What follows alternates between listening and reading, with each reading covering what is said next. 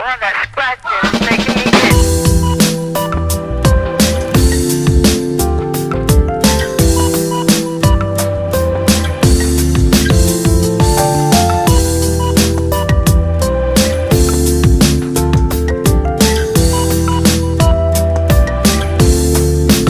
Assalamualaikum warahmatullahi wabarakatuh. Kembali lagi dengan kami kelompok 3.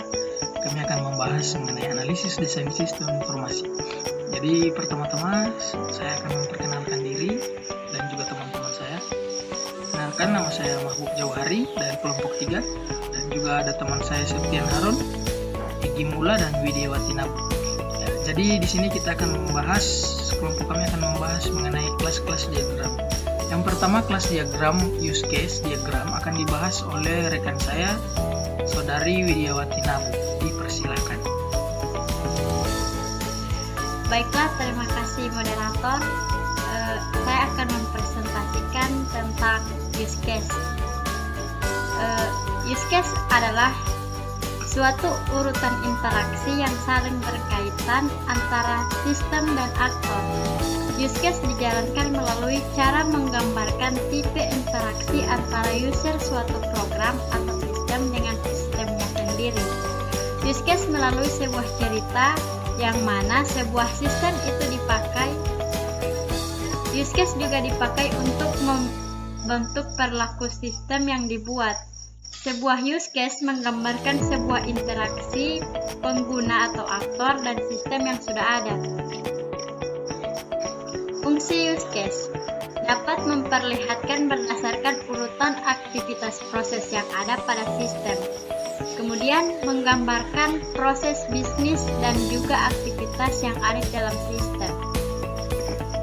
Selanjutnya di sini membahas tentang apa itu aktor, asosiasi, dan use case.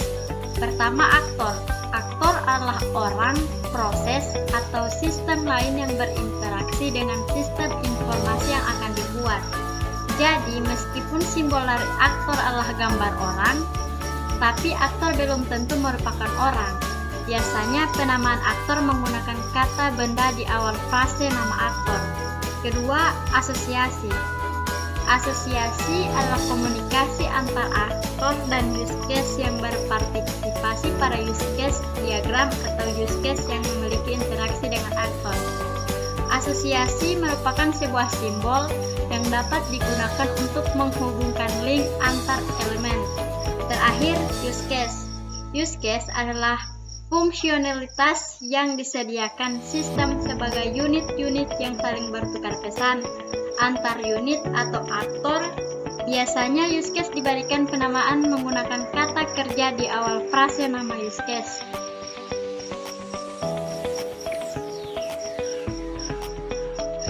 Selanjutnya, ini adalah contoh kasus UML use case. Nah, di sini ada gambar admin. Di sini admin dapat mengolah data pesan, mengolah blok, mengolah konfirmasi, serta mengolah data member. Kemudian ada user. User di sini daftar beli barang buat toko. Nah, kemudian admin dan user terhubung di login. Jadi ketika user ingin daftar, dia harus login terlebih dahulu. Begitupun admin. Nah, sekian dari saya, penjelasannya. Lebih dan kurangnya saya mohon maaf. Wassalamualaikum warahmatullahi wabarakatuh. Terima kasih. Jadi itu presentasi dari rekan saya Widiawati Nabu mengenai use case, UML use case. Kemudian selanjutnya kita akan mendengarkan presentasi lagi mengenai sequence diagram yang akan dijelaskan oleh rekan saya Septian Harun. Untuk Septian, dipersilakan. Oke, terima kasih rekan saya Bayu Jauhari yang telah mempersilahkan saya untuk mempresentasikan.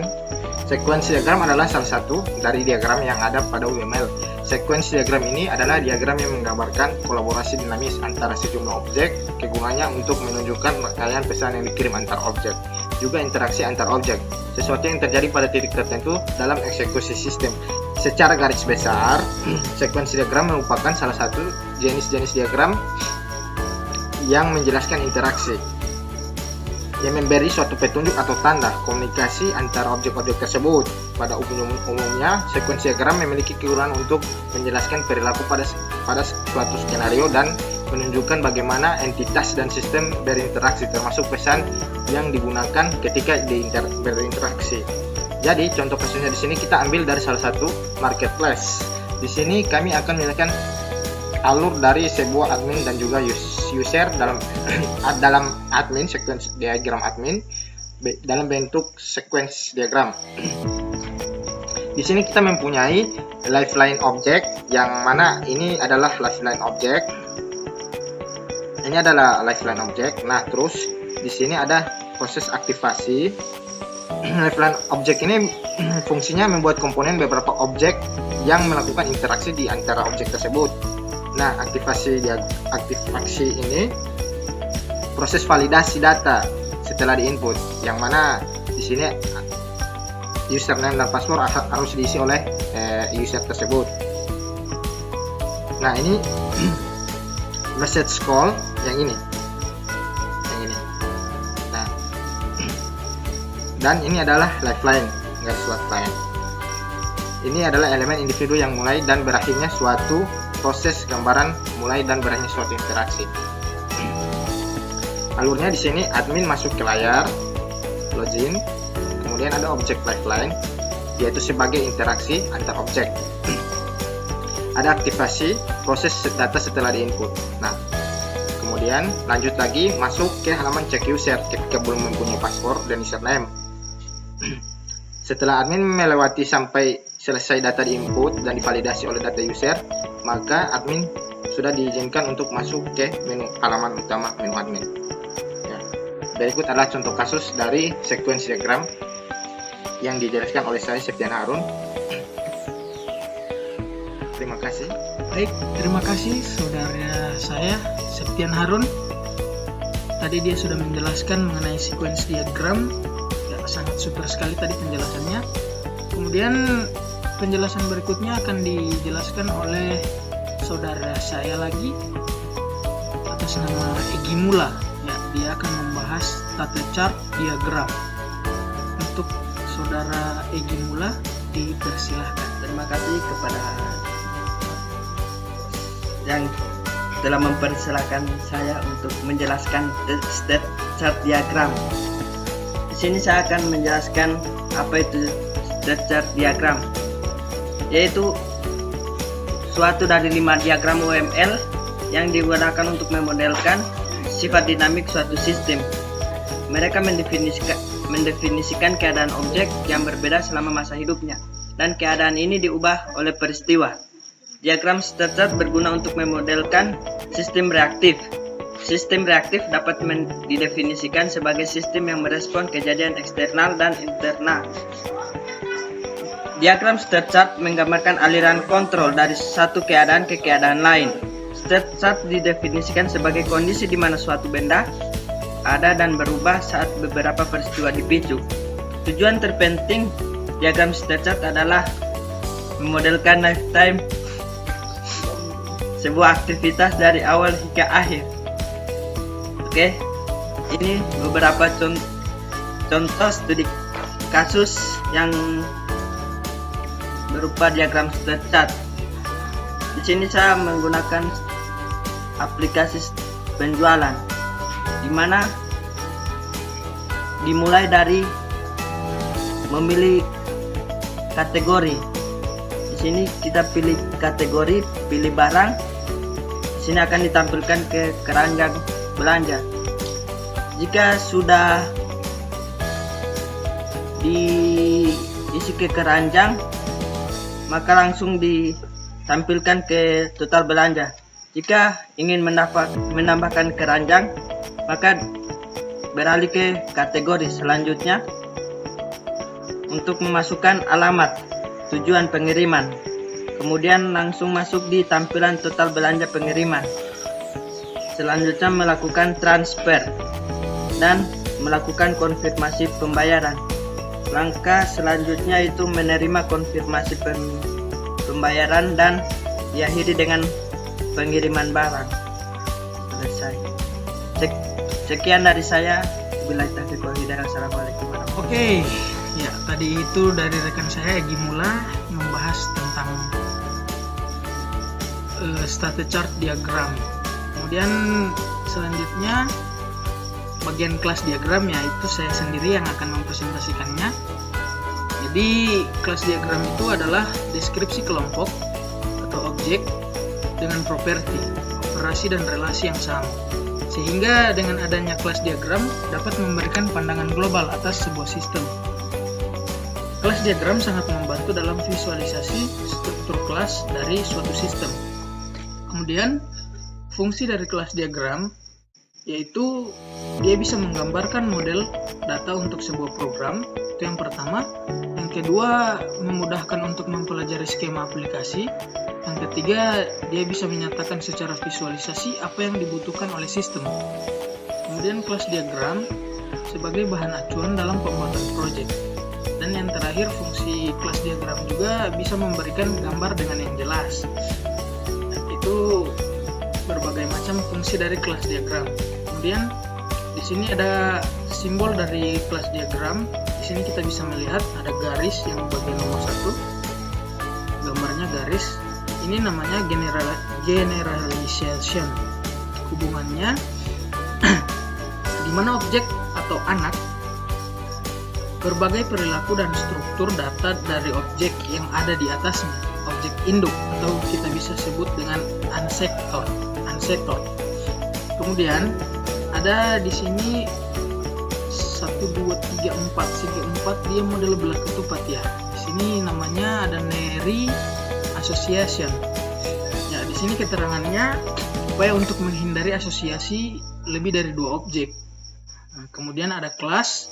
Kelas itu satu kumpulan atau himpunan dari objek-objek yang berbagai macam atribut serta operasi yang sama. Kemudian ada collaboration. Collaboration itu dia deskripsi dari urutan aksi-aksi yang ditampilkan sistem yang menghasilkan suatu hasil yang terukur bagi suatu aktor. Kemudian relation, operasi yang benar-benar dilakukan suatu objek itu namanya relation. Jadi gambarnya seperti di samping ini di bagian nomor 5.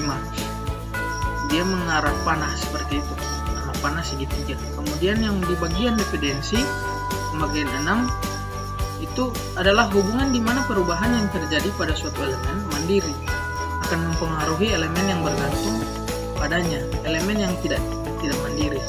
Jadi elemen yang tidak mandiri itu dia bergantung pada dependensi ini. Kemudian association itu dia keterangannya apa yang menghubungkan antara objek satu dengan objek lainnya. Jadi dia menghubungkan antara satu objek dan objek lain. Kemudian di sini ada contoh kasus. Contoh kasus di sini seperti ada tabel pegawai, departemen, pelanggan, transaksi, produk, makanan, minuman, dan perlengkapan mandi. Ini adalah contoh kasus untuk penjualan. Ya, di sini ada pegawai, atributnya ada nama, alamat, jabatan, dan NIP. Kemudian bagian departemen, nama departemen, alamat, terus menampung dan memproduksi. Yang bagian tabel pelanggan ada nama pelanggan, jenis transaksi, memesan dan membeli. Di tabel transaksi ada nomor transaksi, jumlah transaksi, dan tanggal transaksi.